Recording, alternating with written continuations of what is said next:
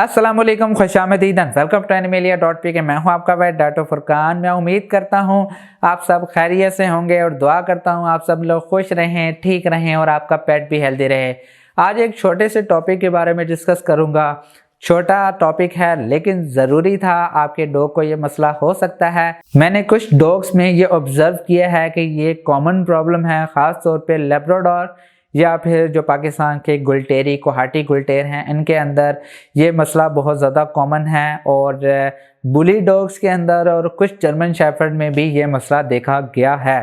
और year haematoma के बारे में डिस्कस करेंगे। ईयर हीमाटोमा कहते हैं कुछ क्लॉटेड ब्लड उसके कानों के इर्द गिर्द जमा हो जाता है, जिसकी वजह से स्वेलिंग हो जाती है, वहाँ पर पानी सा कोमुलेट हो जाता है, जिसकी वजह से एनिमल पेन से भी गुजरता है। इसके अलावा वो एनिमल अपने हेड को कंटिन्यूसली शेक करता रहता है। इसके बारे में हम डिस्कस करेंगे किस वजह से होता है, इसका क्या ट्रीटमेंट है और आप इसको कैसे पहचान सकते हैं। डिटेल से डिस्कस करेंगे। इससे पहले प्लीज़ चैनल सब्सक्राइब कीजिए, बेल आइकन दबा दीजिएगा ताकि आपको पेट हेल्थ से रिलेटेड वीडियोस मिलते रहें। चलिए शुरू करते हैं। फर्स्ट ऑफ ऑल, इनकी क्या वजूहात होती है ईयर हीमाटोमा की। पहला जो काज है वो है स्किन एलर्जी। अगर आपके डॉग को कोई स्किन प्रॉब्लम है, वो एक्टोपैरासाइट या फूड एलर्जी की वजह से हो सकता है। तो अगर आपका एनिमल अपने कानों को कंटिन्यूसली स्क्रैच करेगा तो ये पॉसिबिलिटी होती है कि ये मसला हो जाए। सेकंड है इम्यून डिसऑर्डर हो सकता है। अगर इम्यूनिटी कंप्रोमाइज़ हो जाए तो इस वजह से भी हो सकता है। इसके अलावा ब्लड क्लॉटिंग फैक्टर होता है, ट्रॉमा होता है।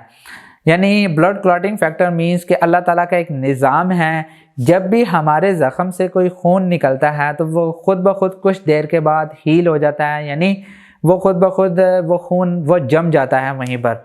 तो अगर ब्लड क्लॉटिंग यानी जो विटामिन के है वो बॉडी के अंदर नहीं होगा, उसका कोई मसला होगा, तो हो सकता है कि ब्लड क्लॉट ना हो, जिसकी वजह से जो क्लॉट है, ब्लड है, वो उसके कानों के अंदर जमा हो जाता है, जिसकी वजह से ईयर हीमाटोमा बन जाता है।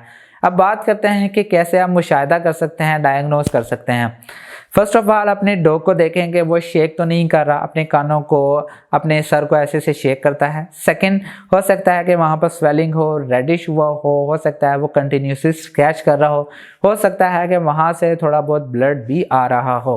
तो आप इस जितने भी पॉइंट्स बताए हैं, इससे अपने एनिमल को डायग्नोस कर सकते हैं कि इसे ईयर हीमाटोमा का प्रॉब्लम है। अगर आप उसके कानों को हाथ लगाएं तो वो स्वेल हुए होंगे। नेक्स्ट है कि आप कैसे ट्रीटमेंट कर सकते हैं। बेसिकली इसका ट्रीटमेंट बहुत इजी है और थोड़ा सा टेक्निकल भी है। वो इसलिए कि इसमें ड्रेनिंग की जाती है।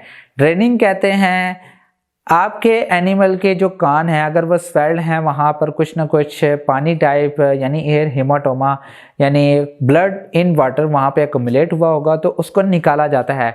सिरिंज के ज़रिए भी निकाल सकते हैं या फिर ब्लेड के ज़रिए कोई कट लगाकर फिर भी निकाल सकते हैं। अब एहतियात ये करनी होती है, अगर खुदा न खास्ता अगर आप ऐसी जगह पर कट लगा दें या आप ऐसी जगह से नीडल लगा दें जिसकी वजह से थोड़ा सा तो आप पानी यानी जो भी आप उसके अंदर जो लिक्विड है वो आप निकाल दें, लेकिन कुछ ना कुछ उसके अंदर रहे। अगर आप उसको वैसे ही छोड़ दें तो वो, अगर आप अंदर वाली साइड से कट लगा रहे हैं तो हो सकता है कि जो बाद में उसका जो वाटर या लिक्विड बाहर आना है वो कानों में जाना शुरू हो जाए, तो जिसकी वजह से इन्फेक्शन कानों के अंदर जाना शुरू हो जाएगा।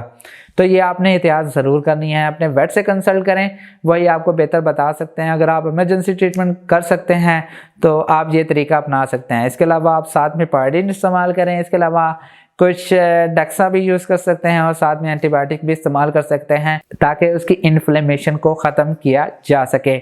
मैं उम्मीद करता हूं कि आप ईयर हीमाटोमा के बारे में सारे कुछ समझ गए होंगे, जितने भी मैंने आपको पॉइंट्स बताए हैं। मैं उम्मीद करता हूं कि आपको सारे पॉइंट्स समझ आ गए होंगे। अगर आपका कोई क्वेश्चन है, आप मुझसे कुछ पूछना चाहते हैं तो आप मुझसे कमेंट में पूछ सकते हैं और आप इंस्टाग्राम एनिमेलिया.pk आप मुझसे वहां पर भी रब्ता कर सकते हैं। मैं उम्मीद करता हूं कि आपको वीडियो पसंद आई होगी। अगर पसंद आई है तो प्लीज़ लाइक कीजिए, शेयर कीजिए और प्लीज़ इस चैनल को ज़रूर सब्सक्राइब कीजिएगा।